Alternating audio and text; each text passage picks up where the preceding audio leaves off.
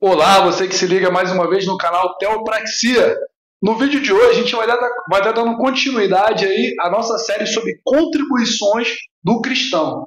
Então, a gente fez uma série de 3 vídeos, né? Primeiro a gente falou lá sobre a diferença de lei e graça, falamos da contribuição do tempo da lei, e agora, no vídeo de hoje, a gente vai estar falando sobre a contribuição no tempo da graça.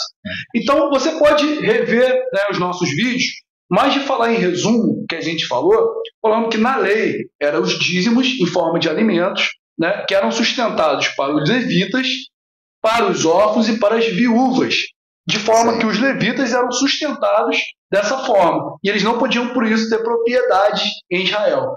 Já no tempo da graça, não tem isso, a gente só tem ofertas voluntárias. Mas para não dizer que não é somente a gente está falando, a gente vai passar para vocês aqui 2 vídeos, né, do professor Jonathan Neyman, que é um historiador. Aliás, é muito bom o canal dele, recomendo. Ele vai falar justamente isso, que a prática do dízimo só foi 500 anos depois, basicamente 585, lá no concílio de Macron, que basicamente instituiu. Olha pra gente o vídeo. Outro detalhe muito importante é que nessa época os dízimos, assim como eles sempre foram assim empregados, eles eram dízimos em forma de alimento. Não eram entregues dinheiro aos sacerdotes. Existia, obviamente, uma contribuição ou um imposto do templo, mas os dízimos, em toda a história de Israel, não eram entregues aos sacerdotes, aos levitas, órfãos, viúvas, em forma de dinheiro. Era em forma de alimento. Agora, especificamente, quando surgiu, então? Agora tá no próximo vídeo. Isso.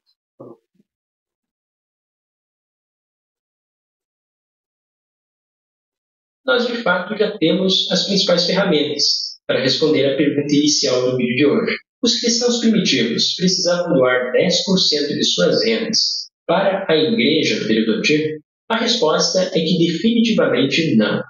Em todo o período apostólico e pré-niceno, não encontramos provas da prática de dízimos na igreja. O que haviam, na verdade, eram ofertas voluntárias, conforme a possibilidade de cada cristão. A prática dos dízimos foi se desenvolvendo gradualmente na história do cristianismo, levando, de fato, mais de 500 anos para se impor como uma prática definitiva. Com isso, eu espero... Então, vocês podem voltar para o slide. Vocês podem ter notado realmente que o professor Jonathan Matiz ali é um resumo, né? Você pode ver o vídeo completo e ele vai chegar a essa conclusão. E realmente não tinha, nem na época dos apóstolos, nem na época dos pais da igreja, essa prática de dízimos. Isso para a gente rever aqueles assuntos que a gente foi. E agora, para a gente dar continuidade nisso, a gente vai falar sobre a contribuição no tempo da graça. E o que seria uma oferta voluntária. A verdade, ela está latente, pura e latente para todo mundo ver e pesquisar. Como nós falamos, nós não temos medo de nada da verdade, porque é justamente a verdade que nós queremos segui-la, né, que é a palavra de Deus. Então, não só biblicamente, como o nosso irmão Alberto que trouxe também a Didaquê, que fala um pouquinho da cultura dos cristãos, né, na época, da tradição, melhor dizendo, mas você também pode pesquisar na própria história. Professores de histórias aí, muitos por aí no Brasil e no mundo inteiro falam acerca disso. Na própria história está lá, Concílio de Macron instituiu o dízimo. Foi basicamente para isso que foi feito aquilo ali, né? Então, você vê que se antes existisse, não necessitaria de um concílio para outorgar 500 anos, é muito tempo. Muito tempo. E você vê que os apóstolos disseram, olha, nos últimos dias virão aqueles que mudarão a verdade. Olha só, 500 anos depois, os apóstolos já tinham morrido, como nós sempre falamos, né? A doutrina da igreja é a doutrina dos apóstolos. Não tem mais ninguém. Então, busque a verdade, siga a verdade e viva pela verdade, porque é ela que liberta, é ela que vai te salvar. Agora, pegando um gancho do que o irmão está falando sobre buscar a verdade, eu acredito eu, que tem 2 formas, né? São os 2 tipos que os religiosos mais gostam. Primeiro, os que não gostam de buscar o conhecimento, não gosta de provar o que aquele está falando, se é verdade ou não. Senão vai descobrir, né? Senão vai descobrir. E o outro também que até sabe, mas usa as coisas como amuleto. Ela usa como se a religiosidade dele faz com que ele ache, não, deu certo para alguns, eu vi que fulano só se dava mal na vida e tal, passou a ser dizimista, aí começou a se dar bem na vida. Ele nem quer saber se aquilo realmente é verdade ou não. Se deu certo para ele, eu vou usar. Então tem esses dois tipos. O que não busca conhecimento e o totalmente o religioso. E os líderes que sabem disso, que eu costumo dizer que eles estudam e eles têm conhecimento disso. Nós vemos grandes líderes aí usando exemplos aqui no Novo Testamento de contribuição voluntária para dizer que eles estavam dando dízimo. É verdade. Eu vi isso acontecer. Então, realmente, para quem tem um pouquinho do conhecimento, vai ver isso e vai se escandalizar. Então, nós vamos ver aqui, né, vamos ver aqui que no Novo Testamento, o que a palavra de Deus nos ensina para a igreja como doutrina dos apóstolos, são as contribuições que não é imposição da lei sobre o dízimo. Porque vamos ver claramente aqui que o dízimo é parte da lei. E não tem ninguém que possa vir aqui dizer que nós estamos mentindo. Eu queria até que alguém... Se tiver, aparece, por favor. Alguém está vendo aí dizendo, não, eles estão mentindo. No Novo Testamento era dízimo, era 10% do salário era em dinheiro. Eu quero que alguém venha aqui e me diga. Verdade. Talvez você tenha familiares que se empenham nisso e se dedicam em defender essa prática. Com certeza, nós temos muitos familiares assim. Inclusive, nós queremos que alguém apareça para debater. Obviamente, cordialmente, ninguém é dono da verdade. Nós dizemos que Jesus é a verdade, a palavra está aqui. Nós somos seres humanos falhos, parecidos. Vai ser cordialmente, vai ser debate de ideias, debate bíblico mesmo, mas nós queremos, até porque, para trazer o seu ponto de vista, né? Mas assim, a verdade, ela não é transitória, a verdade não é mutável, ela é imutável, ela é rocha, e nós vamos debater acerca dela. Até porque, assim, na história, assim, ele falou uma coisa que é legal. Há 500 anos, detalhe, assim, a igreja mesmo, puramente, a gente vai considerar no máximo até 380. Depois, literalmente, está instituída a igreja católica, do jeito que a gente vê. Então, a doutrina do dízimo é uma doutrina católica, não é uma doutrina da igreja primitiva. Porque antes, você pode até ver algumas doutrinas que a igreja católica absorveu que tinha antes. Agora, essa doutrina especificamente não tinha em nenhum tempo, nem do apostólico, nem dos pais da igreja. Nem dos pais da igreja, como Policarpo. Ninguém falava sobre isso. Pode ver. Não, é porque eu costumo dizer, tem pessoas, quando a gente fala de religião, muita gente não entende. Porque se alguém chegar para mim e falar, olha só, eu não quero saber o que está escrito na Bíblia. Isso seria fácil, né? Seria fácil. O máximo eu não poderia te deixar. Seria verdadeiro, né? Eu não deixaria de pegar. Claro que a pessoa chegar para mim e falar, não quero saber da Bíblia. Eu vou me dedicar a mostrar que a palavra de Deus é verdade. Isso não é difícil, né? Vamos conseguir mostrar pela palavra que a palavra de Deus é verdade. Mas tem aqueles que não quer saber se aquilo é verdade ou não. Ele ama porque a religião dele foi boa para ele. Tem muita gente que a religião foi boa para ele. Eu parei, eu era cheio de vício, parei por causa da religião. Para ele a religião foi boa. E muita gente vive dessa forma. Eu não quero saber, mas essa mesa aqui foi boa para mim. Depois que eu recebi essa mesa aqui, depois que eu comprei essa mesa, as coisas deu certo na minha vida. Tem gente que vive assim. Só que aí eu vou me dedicar apenas a mostrar para ele que Cristo que é o suficiente na vida do homem. Mas agora, é mais fácil você lidar com pessoas assim do que pessoas que estão sendo enganadas. Eu vivo a palavra, mas quando você mostra a palavra, você poderá negar a palavra. Esse é o grande problema. Nós vemos aí, falando da Igreja Católica, a Igreja Católica já falou claramente que a palavra de Deus não é a única regra de fé e prática. A vontade da Igreja está acima da Igreja está acima da palavra. Ela já falou isso agora. O problema ainda maior é a pessoa dizer, não, eu sigo a palavra de Deus é a única regra de fé e prática, Quando você cita a palavra, ele nega a palavra. Por isso que eu falei que assim, que o católico, isso é mais coerente, não é que é certo, Sim, mas é coerente. Coerente com quem fala. Do que aquilo que ele acredita. Sim. Né? Agora, não pro cara que fala que é só a escritura, que é só a Bíblia. Aí tá totalmente na contramão do que ele fala. Ele fala uma coisa e vive outra. Isso que eu Verdade. vou falar. Não sei se foi vocês que falaram nas nossas conversas a diferença sobre a verdade, o certo e o que dá certo. Eu sei que foi. Na verdade, foi essa que a gente vai. A gente vai. Porque realmente isso tem muito sentido. O nosso Mubaraci falou. Não, tem dado certo. Esse tem dado certo tem derrubado muitas pessoas. Porque o ser humano ele não consegue se atentar às palavras puras de Jesus, pura e simples. Aquela palavra é objetivo de Jesus. Jesus falou assim, olha, eu te mostro, tem duas portas, a larga e a estreita. E quando Jesus está falando de porta larga e porta estreita, ele não está falando de mundo. Quando ele fala de mundo, ele fala assim, o mundo já é maligno. Agora, ele está falando de duas portas.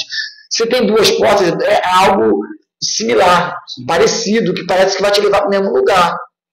Mas tem as duas portas, tem a larga e a estreita. A larga é que a multidão está passando. Isso saiu da boca de Jesus. As pessoas falam assim, não, está dando certo porque está cheio. Não, está dando certo porque... Mas a porta estreita, poucos passarão por ela. Poucos passarão por ela. Então, por isso a preocupação de não só falar da verdade, viver a verdade. Porque a verdade, às vezes, dói mesmo na nossa própria carne. Às vezes não, a maioria das vezes, né? Poxa, a gente está falando de Jesus, está falando, mas parece que não está dando certo. Mas tudo que está descrito na palavra está acontecendo na tua vida. Então é importante. Os açoites é importante. Né? O sofrimento é importante. A vitória maravilhosa também é importante. Mas tudo que está descrito na palavra vai acontecer com os servos. Porque não é. Eu só quero a vitória. Só quero a vitória. Eu só quero a vitória. Mas o açoite não. Isso aí, você deixa comigo. Eu vou ser arrebatado. Então, para a gente falar, a gente vai falar agora sobre a contribuição no tempo da graça. Né? Então a gente vai falar aqui que eram ofertas voluntárias. Por que isso? No tempo da lei, como a gente está dizendo aqui, eram dízimos, que eram obras da lei, que eram alimentos dos judeus, o povo de Israel. Essa lei foi dada para Israel, e eles davam isso. E por que dízimo? Por que não existe, não tem possibilidade de ter dízimo no tempo da graça? Porque dízimo significa 10%. 10% de alguma coisa. Então, eram alimentos, mas não tem essa palavra, não tem essa noção de 10%. Agora, o que é oferta? Oferta vem de você oferecer algo. E para você oferecer algo, não posso te falar que é 10%. Faz uma oferta voluntária de 10%. Isso não existe. Você já está impondo um valor de 10%. É positivo. Oferta é algo voluntário. E o que isso tem a ver? No Antigo Testamento, a gente tinha outros tipos de ofertas ligadas a sacrifícios. Então, oferta de manjares, oferta ao sábado, oferta de consagração. Agora, tinha uma oferta especial que eu quero ler aqui com vocês. Êxodo 29, 41. Aliás, Êxodo 35, 29, perdão. Era chamada oferta voluntária. Ela foge a essa regra dessas ofertas ligadas ao sacrifício. E é justamente desse tipo de oferta que Paulo vai falar lá em 2 Coríntios, quando ele fala assim, a contribuição de vocês são como uma oferta ao Senhor. São como uma oferta, porque na verdade ele nem chama de oferta, mas é como uma oferta para ele. Por quê? Porque pode chamar de oferta. Porque você está oferecendo, porque está sendo voluntário. Então fala assim, Êxodo 35, versículo 29. Os filhos de Israel trouxeram oferta voluntária ao Senhor. Todo homem e mulher cujo coração dispôs para trazer uma oferta para toda a obra que o Senhor havia ordenado que fizesse por meio de Moisés. Então repara que ninguém forçou, nem Deus falou para ele. Cada homem e mulher sentiu daquilo ali, eu vou contribuir, e determinou. Então é disso que a gente vai falar agora, a respeito da contribuição no tempo da graça. Tá? Amém. Como foi falado, né? Oferta voluntária. E nós não estamos falando de nós mesmos, nós estamos falando acerca da palavra de Deus. Nós vamos ler aqui 2 Coríntios capítulo 9, né? Que diz assim: não tenho necessidade de escreveres a respeito dessa assistência aos santos. Reconheço a sua disposição em ajudar e já mostrei aos macedônios o orgulho que tem de vocês, dizendo-lhes que desde o ano passado vocês já estavam prontos a contribuir, e a dedicação de vocês motivou a muitos. Interessante que ela é transmitida, essa motivação, né? Por causa dessa entrega voluntária, motiva outros a entregar também. Diferente da imposição, né? A imposição, ela não motiva. Escraviza, né? Vou ler mais embaixo um pouquinho. A partir do 5, né, fala assim, ó, assim achei necessário recomendar que os irmãos os visitem antes e concluam os preparativos para a contribuição que vocês prometeram. Então, ela estará pronta como oferta generosa e não como algo dado com avareza. Lembre-se, aquele que semeia pouco também colherá pouco, e aquele que semeia com fartura também colherá fartamente. Cada um dê conforme determinou em seu coração, não com pesar ou por obrigação, pois Deus ama aquele que dá com alegria, e Deus é poderoso para fazer que lhes seja acrescentado toda a graça, para que em todas as coisas, em todo o tempo, tendo tudo o que é necessário, vocês transbordem em toda boa obra. Olha só, né? Interessante. Né? Paulo poderia muito bem, ele como apóstolo, né? Ele como apóstolo, olha, eu estou trazendo para vocês aqui agora um mandamento, vocês vão ofertar 10%. Já não seria oferta, né? Seria ali algo positivo, seria o dízimo. Mas olha só, ele primeiro, ele demonstra o cuidado de demonstrar o que a gente está falando, né, do que nós estamos combinando. Olha, nós vamos ofertar de coração para os irmãos da Macedônia, nós vamos ofertar de coração, então vamos preparar. Paulo está falando, olha, deixa tudo preparado, para não parecer que é algo impositivo. Aí os irmãos vão lá buscar, está todo mundo preparando naquele momento ali, aquela correria, não, ó, Deus ele quer que seja com generosidade, que seja com amor, não é por necessidade. Então, prepara antes, deixa tudo certinho preparado. Aí Paulo vem, ele endossa. Não é por constrangimento. Não é por constrangimento. É isso aí. Vamos lá, irmão. Isso aí. Vamos botar a bola de... Interessante quando ele fala assim, olha, aquele que semeia pouco, colhe pouco, ele está dando exemplo de uma plantação. Se você semear, se você plantar muitos grãos, bastante hectares de terra, você vai colher muitos hectares do que se você estiver plantando. Então, olha, se você semeia muito, você vai colher muito. Se você semeia pouco, você vai colher pouco. E essa é a generosidade. Deus ama essa generosidade no coração. Então, se você propôs no seu coração em ofertar, e você propôs em ofertar muito, porque você tem condições, não é nada, deixa o seu aluguel, você não tem nada. Não tem nada, tem aluguel, então dá o teu aluguel, depois aí é você com Deus. Não é assim. Mas se você propôs no seu coração, você tem condições de fazer, você oferta, porque Deus é poderoso para te sustentar e para te abençoar. Porque tem esse negócio também, eles detubam essa palavra aí. Eles pegam um pouquinho do Antigo Testamento, pegam um pouquinho do que Paulo está falando aqui, né? Olha, se você semeia muito, então deixa o teu aluguel, deixa não sei o que, deixa tudo que você tem no teu bolso agora. Já aconteceu com meu pai. A minha sogra falou isso também, já fui enganada dessa forma. Então, o que você tem no teu bolso está tudo aqui agora, aí você vai para casa com suas dívidas, com seus problemas, aí Deus é obrigado, porque é uma barganha, tu faz para Deus te dar.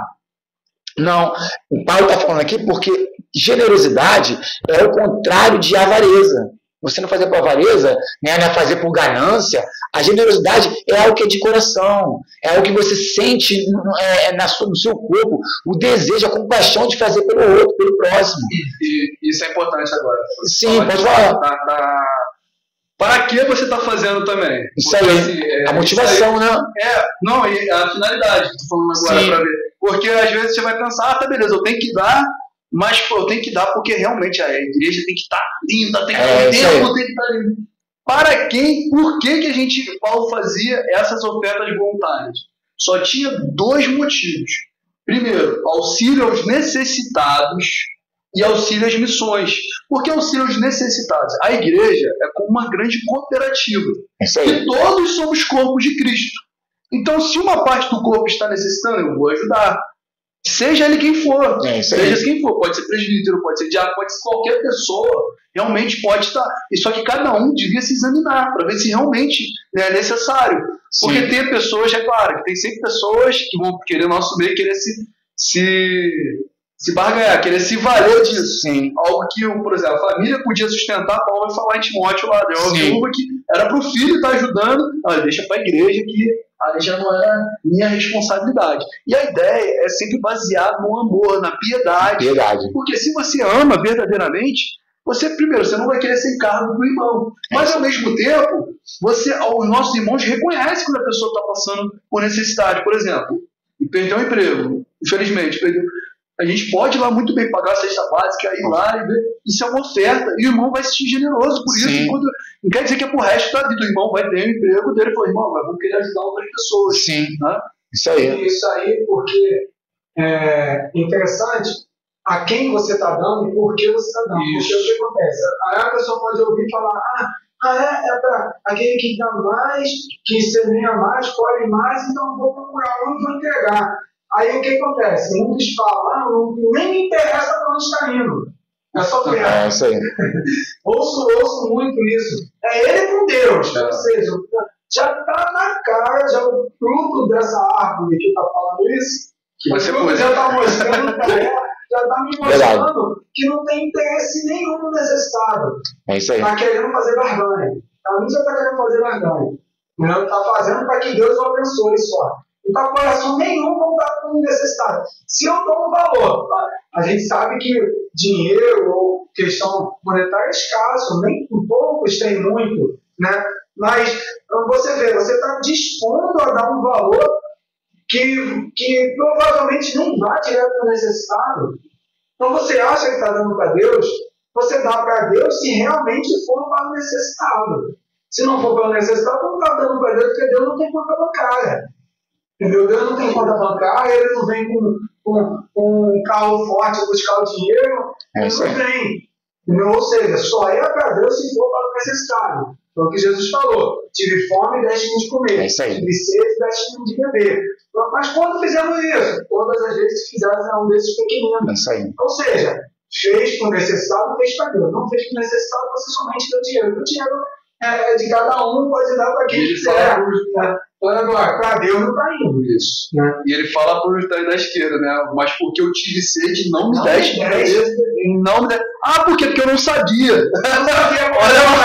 Olha, está escrito bem a palavra. Aí ele fala, afastai-vos de mim, maldito vocês que praticam o mal. Até porque se você tá legal? Aí, mas aí, por quê? Se você fizer isso, você sabe que pode fazer o mal e você está corroborando para isso. Você está sendo tão maldoso quanto. Então você está comprando um material que você sabe que provavelmente não está vindo de fonte ilícita. Você está agindo igualzinho, da mesma forma. Você está dando teu dinheiro, que você não sabe para onde está indo. Ou você sabe, você fecha os olhos, você está agindo em maldade. Só para falar o que o irmão falou, que ele ler aqui, que é um livro extra-bíblico, mas é uma carta, que é uma tradição daquela igreja do primeiro século, do que a recomendação dos irmãos, né, que eles falavam. E olha o que ele fala aqui assim, quando o apóstolo sair, ao partir, o apóstolo, o enviado que chegar com vocês, não deve levar nada a não ser o pão necessário até o lugar que for parar. Se ele pedir dinheiro a vocês, ele é um falso profeta. Olha só que palavra forte. E ele fala agora o seguinte também, fala sobre a hospitalidade. Fala assim, qualquer um, acolham todos que vierem em nome do Senhor, examine, pois vocês têm juízo para distinguir o que é da esquerda e direita. Se o hóspede estiver de passagem, dê-lhe a ajuda que puderem. Entretanto, ele não permaneça com você mais que 2 dias, se for necessário. Se ele quiser estabelecer-se com vocês e tiver uma profissão, então que ele trabalhe para se sustentar. Se ele, porém, não tiver a profissão, que proceda conforme a prudência, para que um cristão não viva ociosamente entre vocês. Se ele não quiser aceitar isso, ele é um comerciante de Cristo. Tenham cuidado com essa gente. Olha que palavra bem forte que eles falam a respeito disso. Aqui em 1 Coríntios 16, no verso 1 diz, ora, quanto à coleta que se faz para os santos, fazei vós também o mesmo que ordenei a igreja da Galácia. No primeiro dia da semana, cada um de vós ponha de parte o que puder juntar conforme a sua prosperidade, para que se não faça as coletas quando eu chegar. E quando tiver chegado, mandarei os que por carta aprovardes para levar a vossa dádiva a Jerusalém. E se valer a pena que eu também vá, irão comigo. Interessante, né?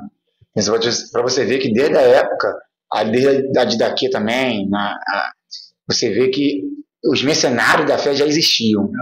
A gente fala, não, porque hoje nada novo debaixo do sol, não tem nada novo. A Bíblia ela é muito sábia, né? Ela é a própria sabedoria. Porque esses comerciantes da fé que querem ganhar, visam lucro, né, em detrimento às ovelhas necessitadas da casa do Pai, né? As ovelhas necessitadas do corpo de Cristo, porque nós somos assim. Jesus falou assim, né, na oração, ele falou, Pai, não me peça que tire do mundo. Nós estamos aqui nesse mundo, a igreja está espalhada na face da terra. Sim. Tem pessoas de todas as formas, de profissões variadas, vidas variadas, que estão trabalhando, vivendo como forasteiro nesse mundo. A nossa cidade não é aqui celestial, é eterna, não é. A nossa cidade eterna vai ser Nova Jerusalém. Mas enquanto isso nós vamos vivendo da melhor forma. Mas por que as cartas de Paulo, principalmente, né, o Pedro também escreveu muito acerca disso, escreve para que a gente não possa ser pesado aos nossos irmãos. Porque é muito fácil. Opa, eu estou vendo a generosidade. Quanto mais generosidade está acontecendo no meio do povo, mais pessoas vão olhar e ver, opa, eu posso ganhar um pouquinho disso aí. Então vou me fazer de necessitado, não vou trabalhar, porque opa, a função da igreja é dar alimento, dinheiro, comida. A função da igreja não é essa. A generosidade da igreja, ela parte de um coração daquele que ama. Jesus falou amar a Deus acima de todas as coisas e o próximo como a ti mesmo. Então a igreja ela tem essa característica de amor, porque Deus é amor. Então nós recebemos dentro do nosso coração o próprio Deus. Então nós amamos uns aos outros. Aí, como o nosso irmão Alberto falou, né? Aí lá em 1 Timóteo 5, ele vem falando acerca de como cadastrar as viúvas para poder ajudar. Até isso, né, de qualquer forma. Fala, olha, cuidado com as viúvas novas. Porque elas podem, né, querer viver a sua vida, aí para cá e ficar ganhando as ofertas dos irmãos. Não é assim. Né? Então, cuidado. Se ela vai casar de novo, né, se a viúva vai casar de novo, ela vai sustente. Ó, se tem família, tem filhos e netos, que os filhos e netos sustentem a viúva. Porque aquele que negou sua família, negou o próprio Cristo. Por isso a importância do diácono, né? Por isso a importância do diácono.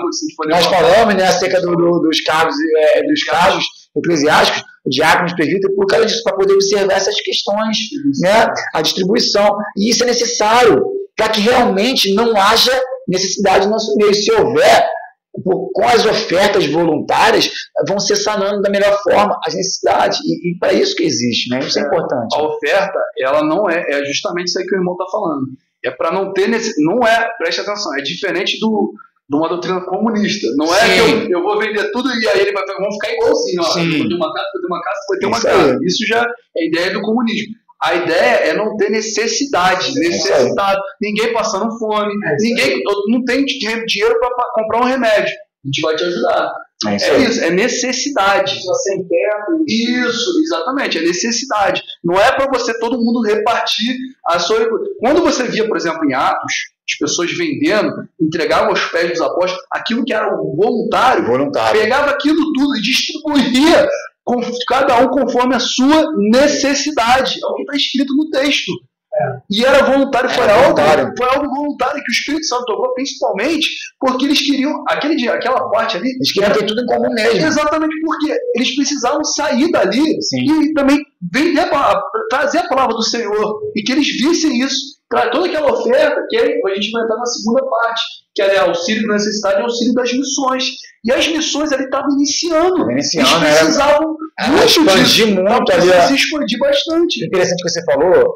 Isso fica muito notório, né, ali em Atos, com Ananias e Safira. Isso. Né? Para você ver, que aí tem os dois lados, né? Tem dois vertentes. Então, por que você tem posse? Vende tudo e dá, porque já que vocês estão falando, tem esses dois lados. Né? Mas você vê que isso não é uma doutrina.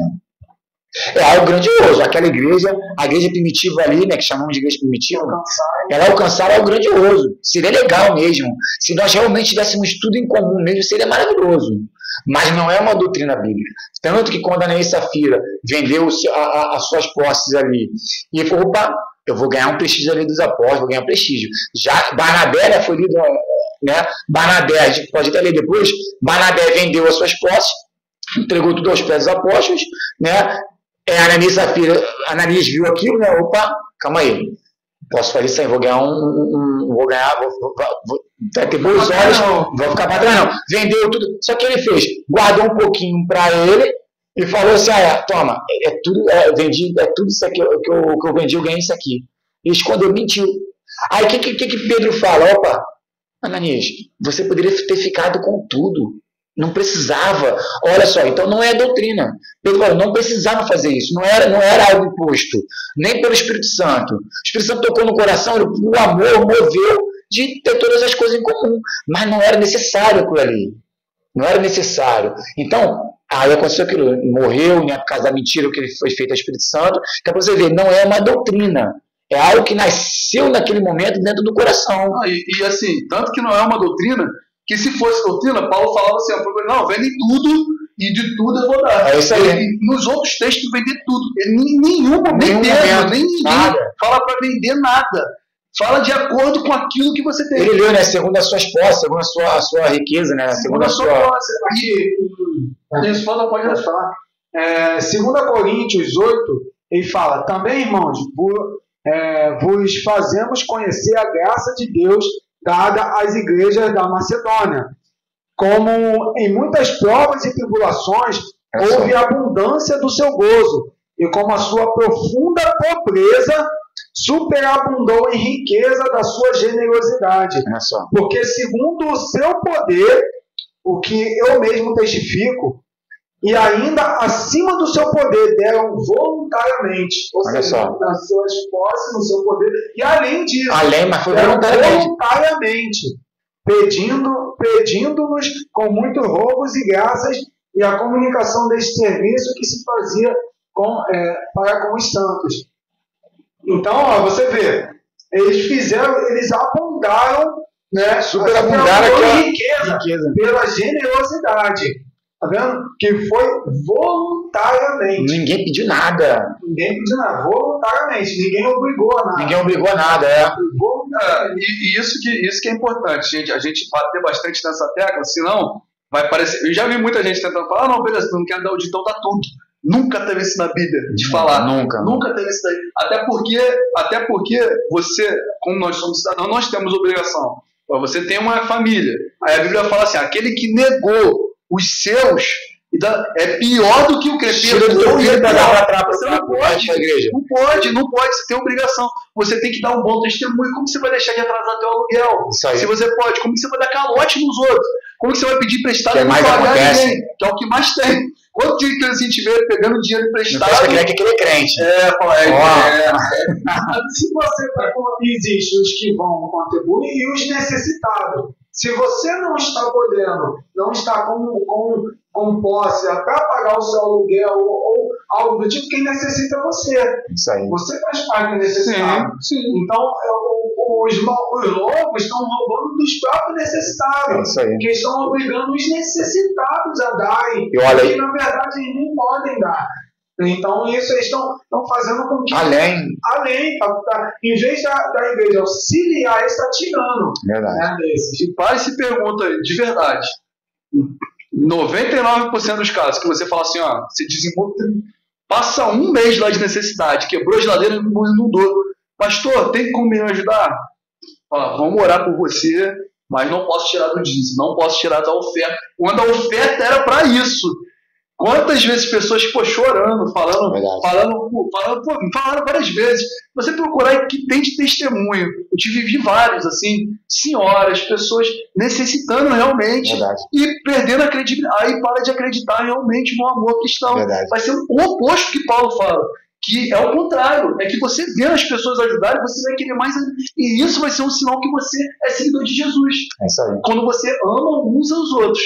Né? E detalhe que eu queria também falar, desde o início aí eu perdi o foco, mas o que acontece muito, nós vemos, preste atenção nisso, muitos pastores, o que eles fazem?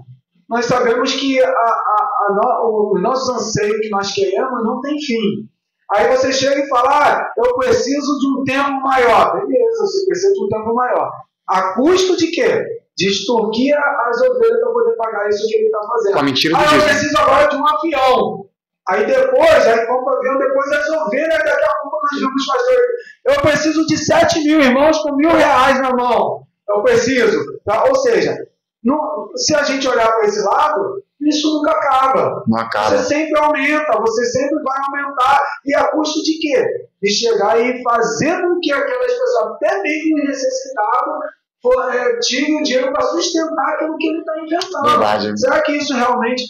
A igreja, Senhor, que é um corpo, por isso o problema da denominação, né? A igreja do Senhor, que é um corpo, necessita de uma denominação extorquir tanto também ter 50 mil templos gigantescos, 10 helicópteros, precisaria disso? Aí se a igreja realmente fosse uma, verdade, será que precisaria disso tudo?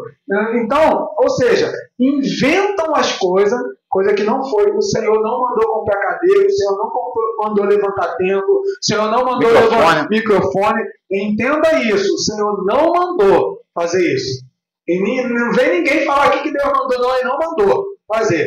Agora, se você quer fazer, seja sincero e não tente pegar das pessoas. Você tem posse, você vai lá e compra um helicóptero, compra um avião e vai. Não ficar rico com isso. Isso. Não quer ficar rico. Comprar um galpão de milhares de quilômetros aí de extensão da rodada. Sim, eu faria. Mas agora, a custo de ficar extorquindo mentindo, para poder mentindo, falando, esse é do seu dízimo, esse é do seu salário, para poder sustentar aquilo que eu inventei, não foi nem Deus que mandou fazer. Mas irmãos, como que eu vou alugar? Como que eu vou pagar esse aluguel de estar? Ele mandou fazer isso.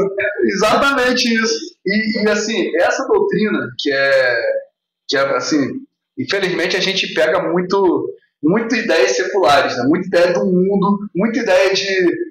Para não falar, não queria falar da maçonaria, mas o que tem de evangélico envolvido nisso, para envolver, tirar ideias de querer fazer isso, mas eu queria ler aqui com os irmãos, justamente para falar justamente sobre isso, auxílio nas missões. Eu vou ler em 1 Coríntios 9, para que os irmãos entendam que, por exemplo, quando Paulo, Pedro, eles eram apóstolos, eram enviados, então eles tinham o preço do deslocamento, eles ficavam em várias cidades, não tinham um local fixo para ficar. Eram missionários, de fato, ficavam no local, ficavam no outro, saíam e pregavam o evangelho. Então, eles recebiam o sustento. Qual é o sustento que eles recebiam de oferta? Os alimentos, aquilo que eles precisavam, de roupa, o lugar para hospedagem, cada um ia hospedava. Isso é o sustento. Sustentado. Isso é o auxílio de missões. Ninguém, presta atenção, ninguém ficou rico. Nenhum apóstolo ficou rico. Nenhum vai pegar assim, Pedro, beleza, Pedro, agora Pedro aqui, eu vou compro uma casa para Pedro aqui em Corinto. Pedro agora tem Pedro era o cara, Paulo era o cara. Então eram os apóstolos, super apóstolos, ricos, né? E não é isso. E é o que a gente vê hoje. Mas não é o que está na Bíblia. Verdade. Então, preste atenção. Eu vou ler 2 Coríntios, 1 Coríntios 9, porque muita gente vai distorcer esse texto. Olha só, Paulo vai falar assim, se os outros participam desse direito que é de ser sustentado nisso, para fazer as ofertas voluntárias. Direito sobre vocês, nós não temos maior medida, entretanto, não fizemos uso desse direito. Pelo contrário, suportamos tudo para não criarmos qualquer obstáculo ao Evangelho de Cristo. Vocês não sabem que os que prestam serviços sagrados se alimentam do próprio templo que os servem no altar? Participam do que é oferecido no altar? Assim também o Senhor ordenou que os que pregam o Evangelho, que vivam do Evangelho. Eu, porém, não tenho feito uso de nenhuma dessas coisas. Escrevo isto para que assim se faça comigo. Preferia morrer a deixar que alguém me tire essa glória. Olha o que Paulo está falando. Presta atenção que é muito sério. Paulo está falando, se referindo àquele que vive do Evangelho, seriamente, ou seja, ele vive pregando o Evangelho. Não tem... Agora, ele deveria somente ser sustentado e só pregar o Evangelho. Mas Paulo dá um exemplo maior. Ele trabalha Ele, por ser fazedor de tendas, né? Então ele faz uma profissão e ele paga, ele não impede que ninguém alimente ele. E ele fala, não quero que ninguém tire essa glória de mim. Isso aí. Esse tem que ser o espírito do pregador. Não querer ser um peso para as pessoas. Não querer... É claro, é isso que eu estou falando. A igreja veio assim, ó, vai realmente, o irmão Bira vai lá para a África, vai pregar o evangelho. Isso pode sustentar essa missão? Pode, claro. Mas a ideia é a gente nunca querer gerar riqueza ou gerar lucro. Ou agora eu vou dar, vamos lá, vamos levantar, vamos dar um carro agora para o irmão Bira. Vamos dar um avião para ele. Vamos dar, porque ele vai para tudo. Isso não existe na Bíblia. Até porque a palavra de Deus, ela é pautada na piedade. Toda a palavra do Senhor, ela é pautada. Aí eu vou ler mais um texto aqui, que está em 1 Timóteo 6. Essa aqui é uma carta pastoral a um pastor, que é Timóteo, e Paulo orientando a ele o que ele deveria fazer em cima dos presbíteros, dos diáconos. E olha o que Paulo vai falar. Se alguém ensina outra doutrina e não concorda com as sãs palavras do nosso Senhor Jesus Cristo e com o ensino que é segundo a piedade, esse é orgulhoso e não entende nada, mas tem um desejo doentio por discussões, brigas a respeito de palavras, e daí nasce inveja, provocações, difamações, suspeitas malignas, e as polêmicas sem fim e parte de pessoas cuja mente é pervertida e estão privadas da verdade, supondo que a piedade é fonte de lucro. De fato, fonte de lucro é piedade com contentamento. Olha só que Paulo vai na contramão do que as pessoas estão pregando. Porque nada trouxemos a esse mundo e coisa alguma podemos levar dele. Tendo sustento em que nos vestimos, estejamos contentes. Mas os que querem ficar ricos caem em tentação e armadilhas, e em muitos desejos insensatos e nocivos, que levam as pessoas a se afundarem em ruína e perdição. Porque o amor ao dinheiro é a raiz de todos os males. E alguns nessa cobiça se desviaram da fé e atormentaram a si mesmo com muitas dores. Mas tu, homem de Deus, foge de tudo isso. Siga a justiça, a piedade, a fé, o amor e a perseverança e a mansidão. Combata o bom combate. Tome posse da vida eterna, no qual você também foi chamado para uma boa confissão diante dessas testemunhas. Como é que pode? Olha, como é que pode? Quando você lê isso aí, sacramentou. Não, e dá uma aflição de você ver que está escrito, o que é necessário está escrito.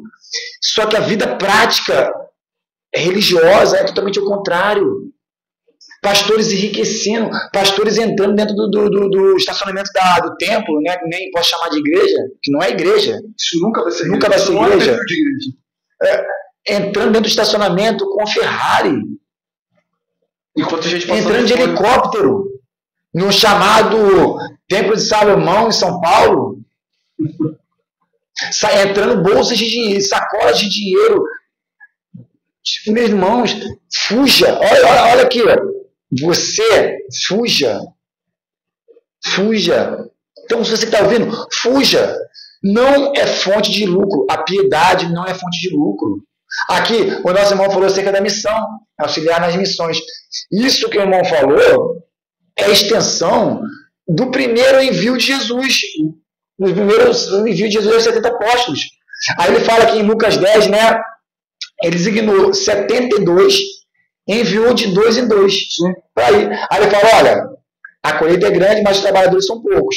Aí ele fala, ó, eu estou enviando vocês no meio de lobos, cordeiro no meio de lobos. Aí ele fala, não levem bolsa, nem saco de viagem, nem sandálias. E não saúdem ninguém pelo caminho. Quando entrarem numa casa, digam, paz esteja essa casa. Se houver alguém de paz, homem de paz, a paz é sobre ela, repousará lá. Se não, voltará para vocês. Agora, olha só, fiquem naquela casa e comam e bebam o que lhes derem, pois o trabalhador merece o seu salário. E não salário aí, presta atenção que não é salário de casa. Não, então ele fala, comem e bebem. Aí ele dá um exemplo, porque diz o trabalhador o seu salário. Que salário? Comer e beber. Aí, todas as outras palavras que saem Paulo falando, que é honra, que é a palavra que significa honra. Você é digno dessa honra. Os presbíteros também são dignos de honra. Isso de você ser sustentado desse. O presbítero é enviado, aqui está foram enviado. Vai de casa em casa. Olha só, o trabalhador digno do seu salário, da sua honra, tiné, né? Que é a palavra no original grego. O que vai fazer? Não leva bolsa, não leva nada não. Por quê? Porque eles vão te sustentar. Você não vai ter falta. Você vai estar lá, se você encontrar uma casa digna de paz, se não, sacode a poeira e vai embora. Vai encontrar outra casa, você vai orar para os enfermos, vai expulsar demônio e você vai comer, você vai beber, você vai ser sustentado. Esse é o trabalhador da palavra, aquele que vive do Evangelho. Isso é viver do Evangelho. Viver do Evangelho é querer largar esse mundo. Por quê? As nossas posses, elas são advindas do nosso trabalho, da nossa profissão, da nossa vida de trabalho aqui nessa terra, que não vai ser para sempre, que Deus não nos fez para trabalhar. E olha que é prazer, trabalhar é ruim mesmo. Deus não nos fez para trabalhar. Mas se você trabalha, digno é o trabalhador do seu salário. Então você trabalha para ter suas posses, para ter o seu sustento, para ter a sua mordomia que você quer ter na sua casa. Amém, glória a Deus.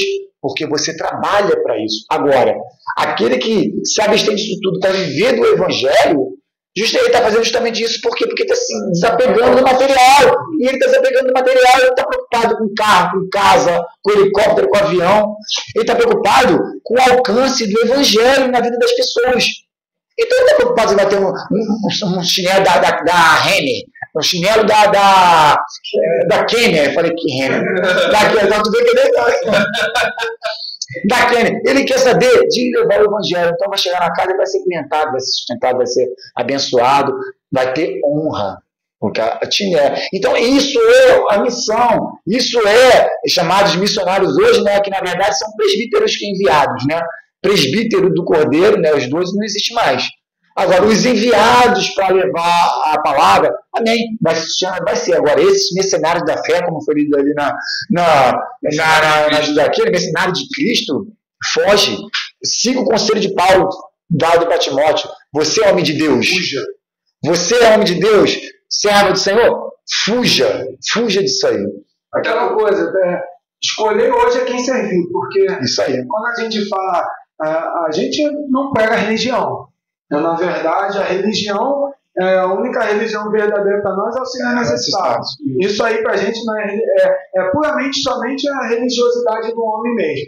Então aquele, como eu falei no início, acha que a vantagem em ser religioso vai seguir o caminho.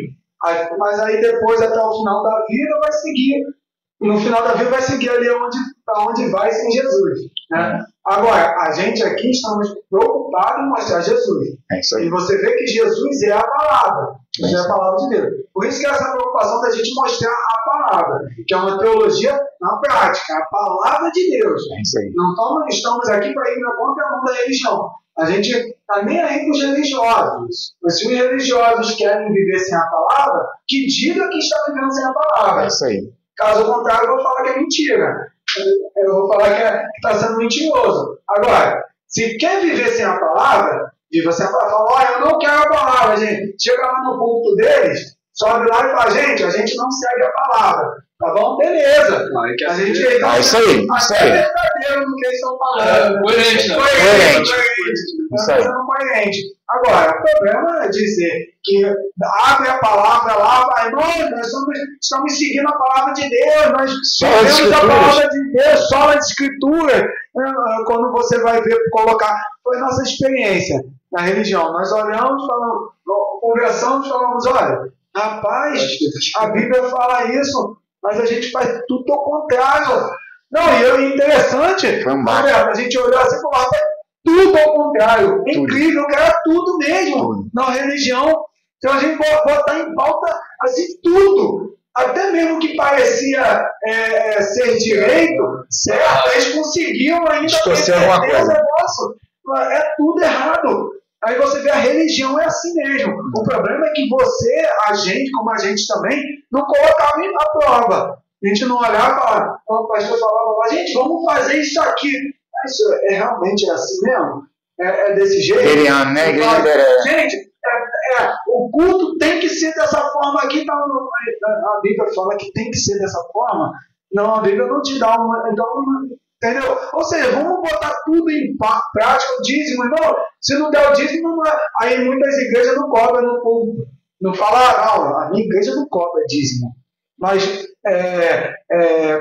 consagra levanta um pastor, um presbítero. Pastor, um presbítero, um diácono. Pastor não, um presbítero.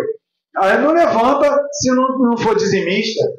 Aí vai falar também que não está cobrando, não está induzindo a pessoa. Ou seja, um diácono não é diácono se não for dizimista, porque não tem fé.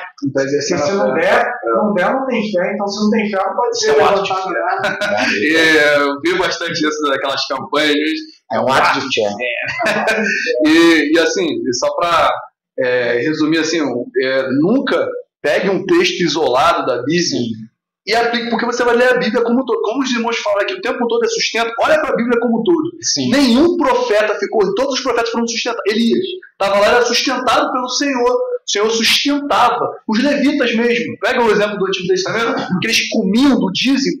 Eles não tinham propriedade, eles não podiam ter propriedade. Vamos pegar ali, vamos supor, vocês pegarem vários alimentos ali, agora eu vou comprar uma vinha. Eu vou comprar, era proibido. O Senhor proibiu, porque o Senhor está dando como herança para eles isso, para justamente eles não terem propriedade. Então, mesma coisa de quem vivia o Evangelho, não era para comprar as coisas, ele vivia do Evangelho. Então, antes de você pegar o trabalhador digno do seu salário, lembra das palavras de Jesus? De graça recebei, de graça entregar. Alguém vos faltou alguma coisa no meio do caminho? Vos faltou algo? Não, porque o Pai sustenta. Qual é o discurso de Jesus? Assim não são, todas as aves do céu não são sustentadas, onde dirá vocês. Então não se preocupem com o dia de amanhã, o que vão comer. O Senhor sustenta, a palavra do Senhor é sustento, não é ficar rico.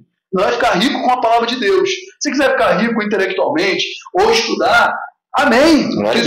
Aqui você abençoe mais o ministério em vez. Mas isso aí é a parte fora da Bíblia. Na Bíblia, com a palavra de Deus, ninguém pode ficar rico. Ninguém pode ficar pregando, só pregando. Vou lá pregar e vou. Agora para eu pregar em tal lugar.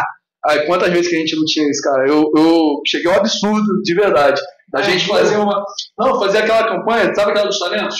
Para um deu um talento, para dois deu 2 talentos. Aí encheu uma igreja, que eu não vou falar o nome aqui, mas uma igreja famosa. Ia 2.000 lugares ali. Na época, aí botava uma nota de R$1. E, cara, R$2.000 ali em nota de R$1. Tá vendo aí, irmão? Deus está te dando um talento hoje. Em R$1. Um talento. Quanto que você vai multiplicar para o Senhor? Irmão, numa noite. Era 200, 300, 400. Numa única noite. Era mais de R$50 mil. Mais esses R$2.000 que eles têm. Numa única noite. Aí você vem me falar que isso é bíblico? É triste. Que isso é bíblico? Para quê? Porque, o Evangelho precisa de dinheiro. Precisa de trio elétrico para fazer, precisa equalizar o mundo. Precisa fazer para anunciar o Evangelho. Não é o Evangelho que está sendo anunciado. Nunca precisou disso. Está sendo empresa. Esse Jesus que eles estão pregando não é o Jesus da Bíblia. Não é. Não é o Jesus popstar, Jesus com modinhas. Jesus é o mesmo ontem, hoje e eternamente. Ele não muda, é imutável. A igreja dele é a mesma ontem, hoje. Ela não muda. A característica dela, o caráter. Então responda, oferta é voluntária, não voluntório. Não existe oferta voluntária, que você impeça. Para eu pregar tem que ser R$500. Não existe isso. Primeiro que está errado, já eu te pedi para isso. Mas não existe isso. Para encerrar isso aí. Amém. Isso aí, e que você fique com essa mensagem, né? Fuja disso aí. Só para concluir. Tem utilidade, né? Mas fuja disso aí, porque não tenha medo de fugir, não. Porque o que não é... Jesus falou assim, cuidado com o fermento dos fariseus. Então, cuidado com o fermento, não deixe que a palavra seja incrementada ou seja tirada. Né? Como foi falado aqui, o Evangelho não precisa de dinheiro, o Evangelho não precisa de templos, porque Deus não habita. Esse dia eu passei num local, numa denominação, né? Estava escrito assim, e essa é a casa do Senhor. Venham, aqui é a casa do Senhor. Olha, fuja. Deus não habita em templos feitos por mão de homem. Então, amados, o Evangelho ele é simples. Corações que amam o Senhor. Como que a igreja vai crescer? Vai crescer. Sabe por quê? Porque é exemplo. Apresentei vossos corpos como sacrifício vivo de louvor ao Senhor. Então, a minha casa, no meu trabalho, na rua, meus vizinhos, eles vão saber que eu sou servo de Deus. Vai pensar, olha, precisa de uma oração, você vai levar o evangelho, você vai falar quem é Jesus, por causa do teu testemunho, da tua vida. E assim vai se multiplicando, o reino do céu vai crescendo. Porque isso aí são corpos, são vidas, são corações que vai se falando uns com os outros e vai enchendo o coração do amor do Senhor. É assim, não é com dinheiro, não é com vislumbre de olhos. Olha, aquilo é muito bonito, coisa bela, então o Senhor está ali. Não. O Senhor não está ali, não. O Senhor está com um mendigo que está precisando andar. O Senhor está com um cego que estava lá em Jericó. O Senhor está doente no hospital. O Senhor está com aquele que está sem dinheiro nenhum. Que você vai ali, você vai ajudar ele. Aí ele vai falar assim: olha, vinde bendito meu Pai. Por quê? Porque deste fome e me deste de comer. Tive sede, me deste de beber. Esse é o evangelho do Senhor. Estive doente, foste livre. É isso aí. Amém. Então, para resumir, conclusão assim: ó, não existe dízimo financeiro, nem na lei e nem na graça. E não existe dízimo mesmo na graça, não tem como. Dízimo era um imposto instituído pela lei para o povo de Israel, para alimentar, a gente já viu, os levitas, né, as viúvas, os órfãos. Na nova aliança, na graça, o que existe são contribuições voluntárias, que são como ofertas para o quê? Para missões e ajuda aos necessitados. Então, se você ainda ficou com alguma dúvida, escreve para a gente, tem aí nos comentários, ou escreve no nosso canal no Telegram, né, que a gente pode visitar. Se você não quiser discordar, quer falar, pode marcar com a gente. A gente faz uma live, não tem problema. Até porque a gente não tem problema de estar errado, porque a gente vive a palavra de Deus. Então, se tiver contra a palavra de Deus, a gente vai se dobrar e vai errar. Mas, nisso aqui, com certeza, a palavra de Deus é clara. Verdade. A oferta voluntária ao Senhor. Até porque Jesus se ofereceu. Sempre ele foi a oferta perfeita por nós. Verdade. E é isso que nós temos que ser para os nossos irmãos. Amém. Então, fique com Deus e que você acompanhe mais, né? Se inscreve, não esquece de inscrever, de compartilhar esse vídeo, comentar, isso é muito importante, porque tem de muita gente aí sendo enganada, por pessoas que querem apenas, são mercenários de Cristo, tentando apenas para lucro próprio, fazer com que extorcam as pessoas. Então, quanto mais a gente divulgar e falar a verdade para as pessoas, a gente vai estar contribuindo muito para os nossos irmãos. Amém. Com Deus.